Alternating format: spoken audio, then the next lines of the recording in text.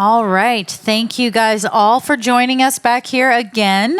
And I hope you guys had some productive roundtables. I mean, it seems like a little party in there. I'm like almost feel bad stopping everyone to come back. I'm glad you guys are all back here with us though.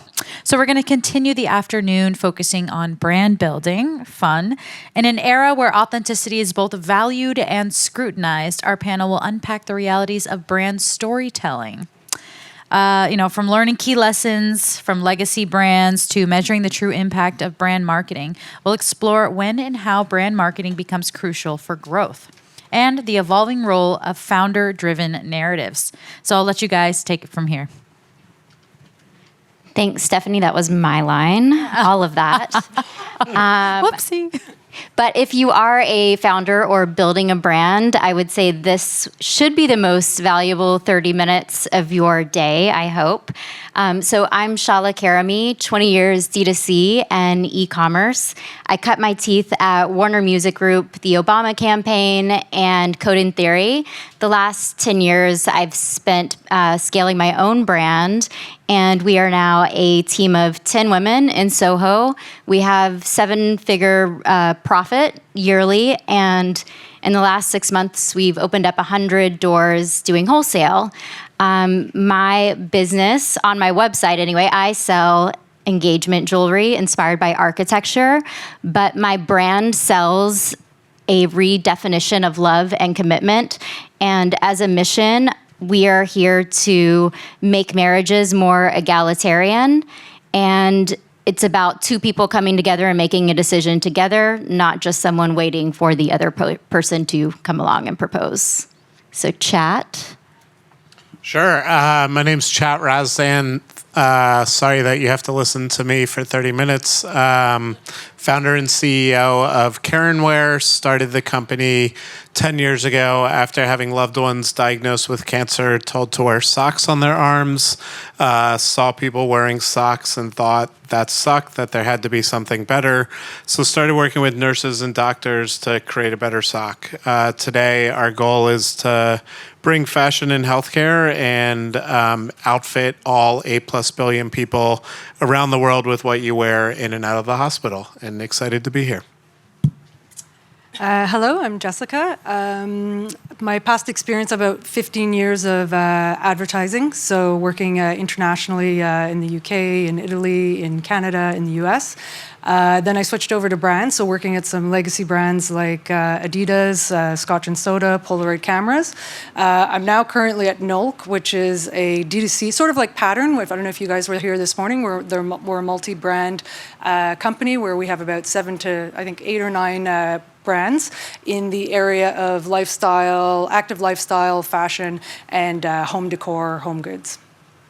Hi, I'm Hannah Redmond. I'm the co-founder of HappyBoxStore.com. We are a custom gift company. We do personalized gifts for the consumer, but also corporate gifting. So we do a lot of influencer unboxing, brand launch kind of work as well in terms of like gifting and things like employee gifting. My background is largely digital advertising, social media. I was about 15 years marketing brand experience, mostly agency side, working on very big brands, CPG like Mars, Skittles, Snickers, stuff like that.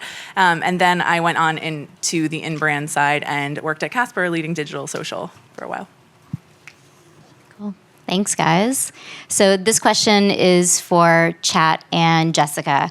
When do you think brand marketing and storytelling starts to matter? And if you can also elaborate on where you would start with those touch points, platform-wise. I think it matters from day one. It's something that you should be paying attention to. I think it becomes crucial when your performance marketing is no longer sustaining growth.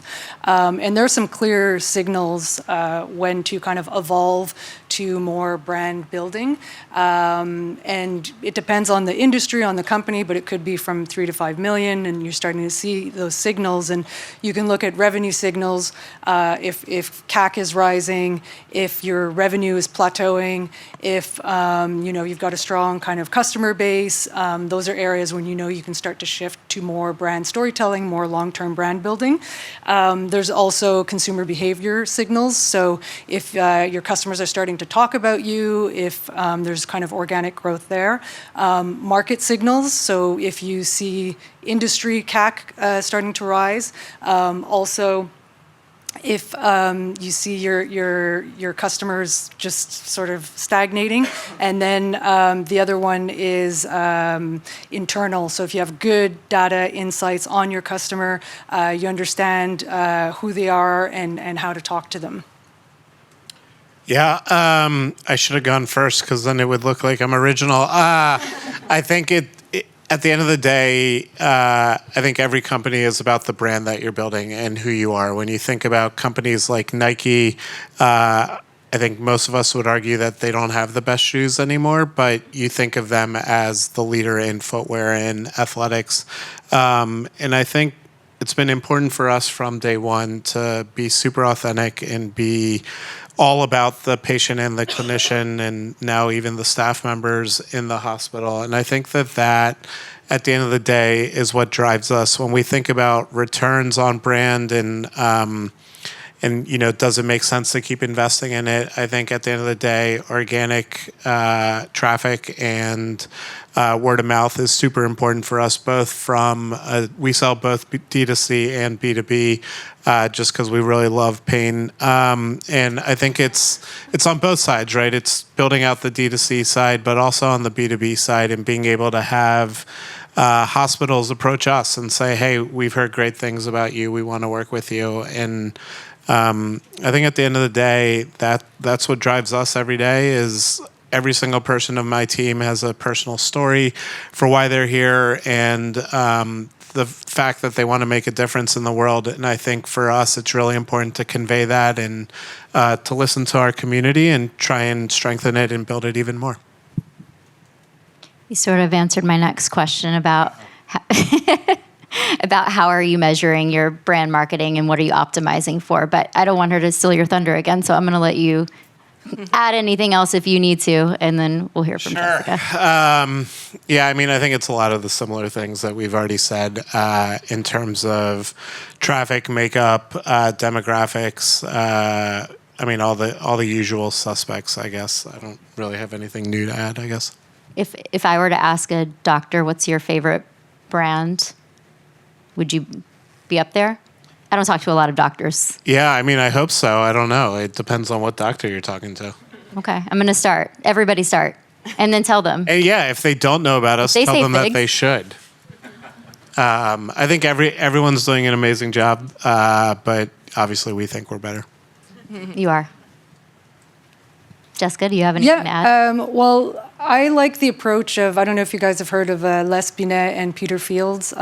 They're like the gurus of marketing effectiveness, and they've done a ton of research on just effectiveness of marketing, and how they've split it is kind of short-term and long-term brand building. So short-term activation and long-term brand building, and they have two different scale. There are two different patterns on the time scale. So obviously the short term is much shorter and long term is much longer, but short term metrics are all your direct, immediate ROAS, all of those important kind of metrics that are tied around performance marketing. Long term is a little bit harder to measure, and that's why a lot of brands tend to kind of just stick to these kind of short term performance driven tactics and long-term metrics. I think Google brand metrics has a lot of good insights on search brand metrics there, and also NPS and looking at all the organic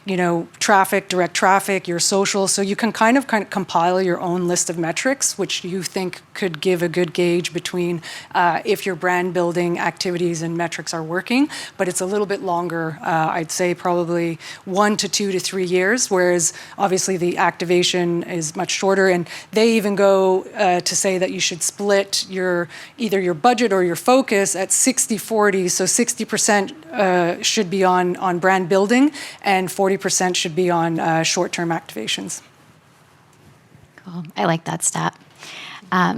Hannah, this is a question for you about storytelling. We talked about it on our initial call. And one thing that stuck with me, Jessica, is you said that you can look at someone's content online and tell where they are revenue-wise. And so we started talking about founder-driven storytelling. And I would love to hear how you're using that. I know you're using that.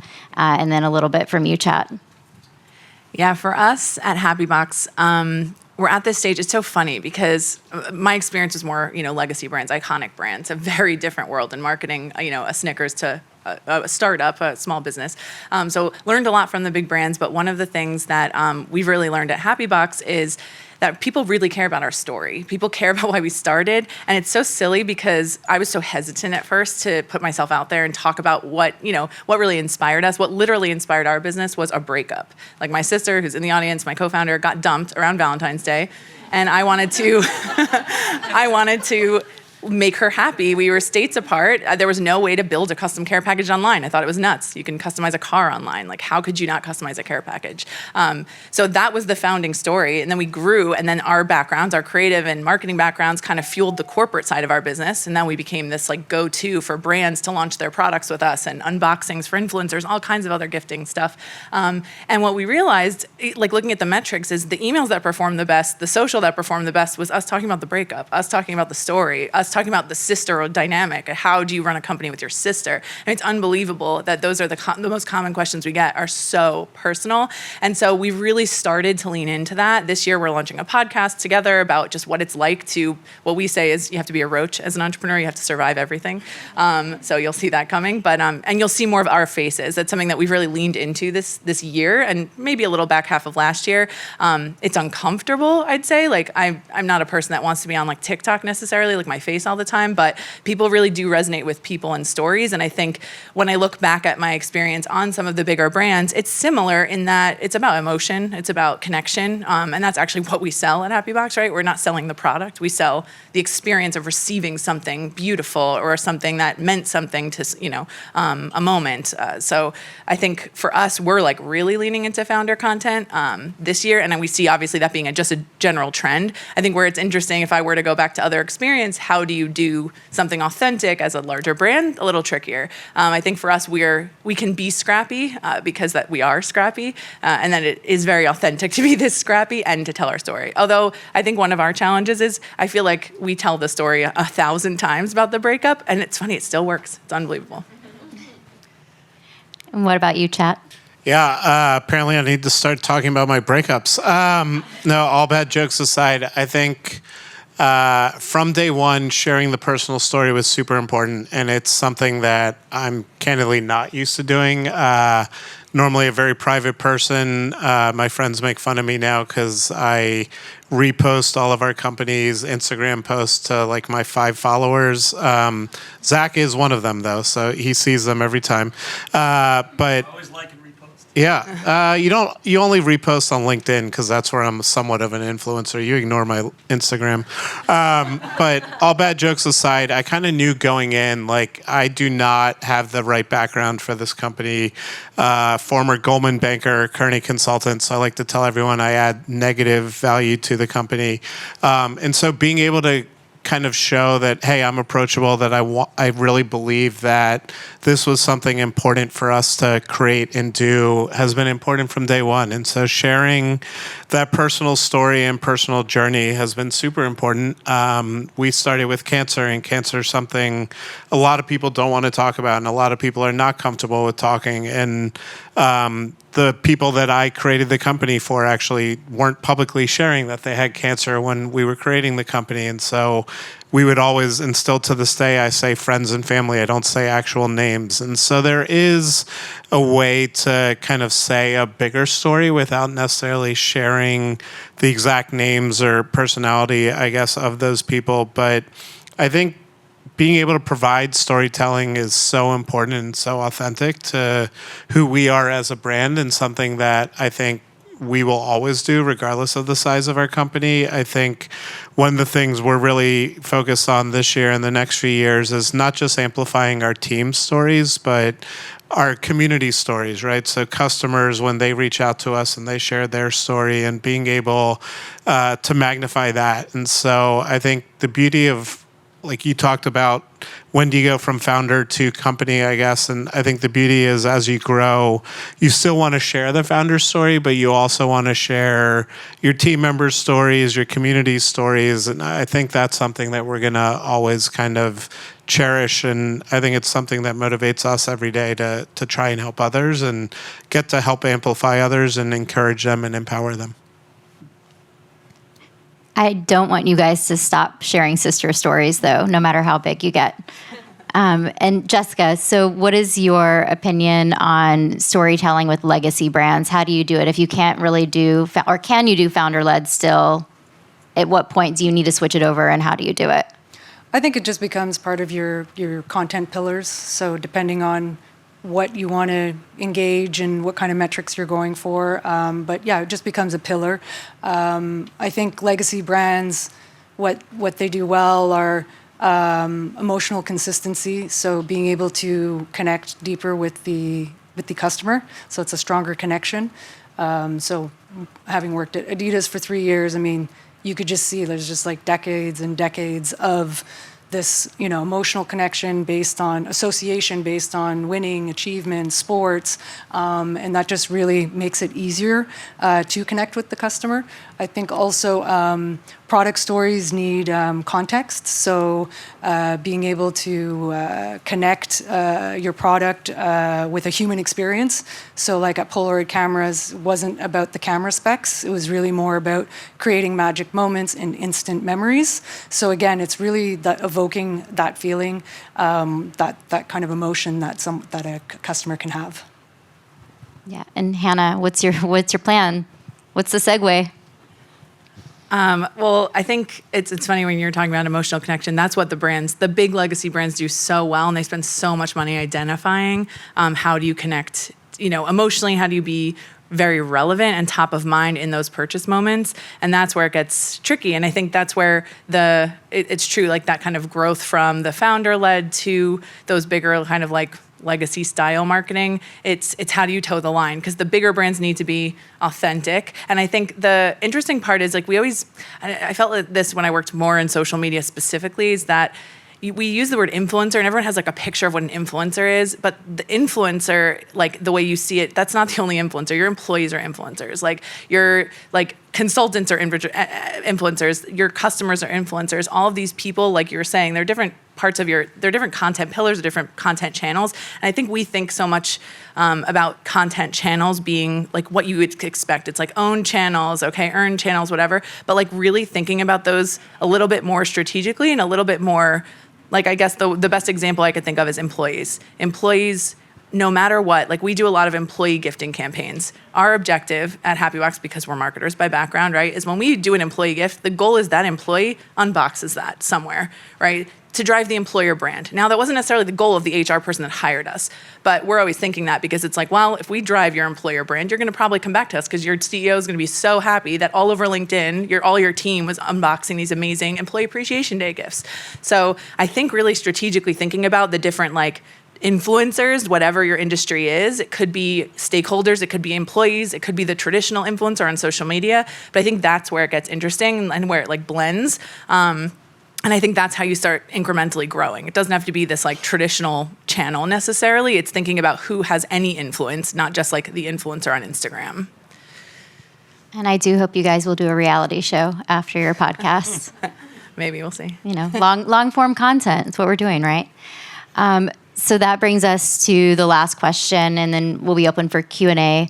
Do you think that, and all of you can answer this, do you think that we're in the golden age of storytelling, or are we just being inauthentic sometimes? I mean, I do think we're in this authentic age of storytelling just because of what social opened up and all of the channels that are just so organic and can be so raw. So I do think we're there. I also think that there's a lot of faking it, obviously, right? Big brands, we see all the influencer scandals and stuff like that happen. But specifically like Gen Z, millennials, I think Gen Z especially, they're just really good at like smelling crap, right? Like they know, and they're not willing to sacrifice like their values, and they don't want to invest in brands that they don't align with anymore. So they're not really scared of turning away like legacy brands. So we have to be very careful if you're a bigger brand. How do you be authentic, truly authentic, and think about, you know, how can you align emotionally with those customers, because they will figure you out if you're faking it. And I think that's hard, right? A lot of big brands have very rigid systems and structures and approvals, and it's not so easy to be nimble and authentic the way you can as a smaller brand. But I think they have to just figure that out again in the kind of all of their influencers and all of their channels. How do they do that in an authentic way? But it's tricky, I think.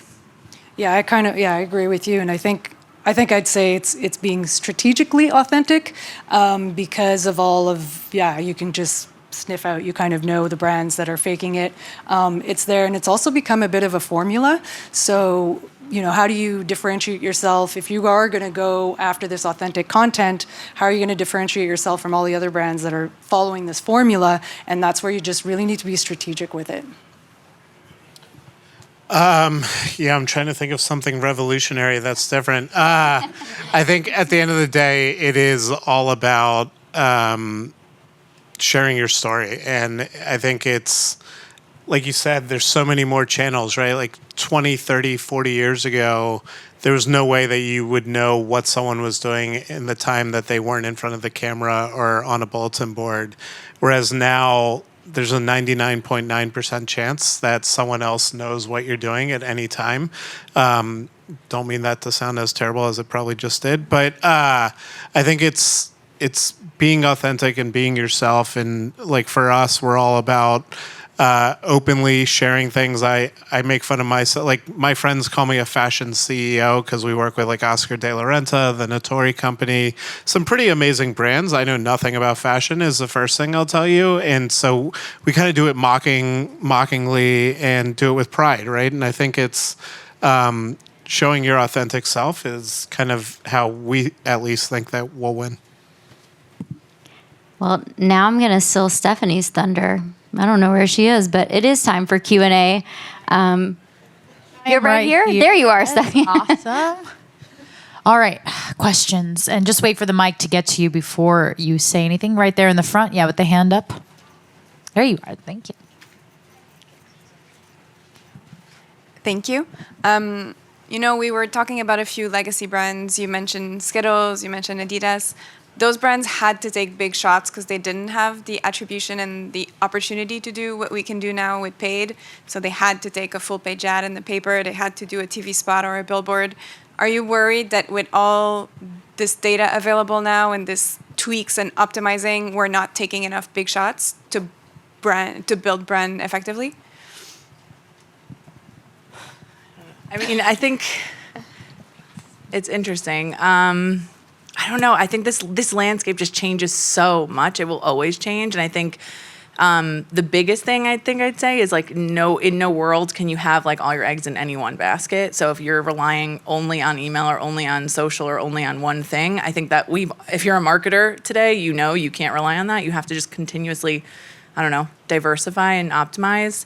I think it is getting tricky just because of the amount of channels there are, and also just nothing is linear anymore. Like we used to feel that the consumer journey was linear, at least, I don't know, somewhat linear. And now it's just not, and we all know that. So I don't know. I think I think it also really depends how you're measuring your success as a brand. I mean, the way Skittles is measuring is very different than even Casper measured and the way we measure success. So it's a hard question to answer. I don't know if you have anything. I mean, I would just add that, again, because we're so short-term focused, that it does hinder and hold brands back from taking riskier shots, or investing in those channels that may cost more, because they want to be able to measure every aspect possible. And sometimes it's just like, as I mentioned, the long-term measurement takes a little bit longer. And it's those brands that are going to succeed in the future is the ones that do take that risk and say, okay, we're going to invest a little bit of money in more brand building. May not see it right away. We're not going to forget about the short term, but we're going to try to last and work towards brand building. So, yeah. Can I add to that? Yes. I think we're taking huge risks, especially as small business owners, and you have a certain budget. And I have personally been out spray painting illegally with real spray paint because chalk comes off, and I don't like that. Or putting all of our marketing budget last quarter into creating an episodic, and now we are doing a reality show, but it's an episodic short form for Instagram. I think we're taking risks in other ways. You have to stand out, right? I mean, there's so much noise now. It's almost like you have to take bigger risks. All right, our next question. Got time for one or two more questions. Here we go. Hi, first of all, thank you all for sharing such wonderful insight. I took lots of notes. I would love to hear about a time that you took a risk in telling a story and maybe it didn't work out the way you thought it would. What did you learn from that and what did you do? Thank you, Zach, for that great question. You can answer it. He's your friend. Yeah, he's definitely not my friend. Let's make that very clear. I think building a company and building a startup is all about taking risk, right? Like every day. And I would argue we fail 1,000 times a day. We succeed hopefully at least 1,001. But at the end of the day, it's all about that. So I guess in the early days, I came up with the concept of a PICC line cover. It was a sleeve to go on your arm. And when we first launched it, we launched it with selling to Johns Hopkins and the VA, like two pretty big hospital system, brand name wise. And our covers were black. It started pilling off on the bandages. So if any of you have worn a sweater, you know that fabric will pill.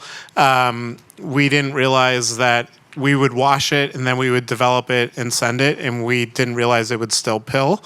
And we hadn't thought to test that out. And I think we failed in communicating that to the customer. I think where we were able to make up for it, though, and I'm cheating and not really answering what you asked, but where we were able to make up for it, though, was use that lack of knowledge and be open about it and say, hey, we have no idea why this isn't pilling. When we wore it on the bandages that we bought from CVS, they didn't pill, but we're willing to test, to learn with you. And so we gained a lot of credibility from being open and honest, and learned that you had to wash it after you produce as well. And so now all of our garments are double washed before getting to the customer. And so I guess at the end of the day, it was all about just being very eager to get the product to market and not thinking through the communication beforehand. And I think it's all about being overly communicative and sharing wins and losses with everyone else.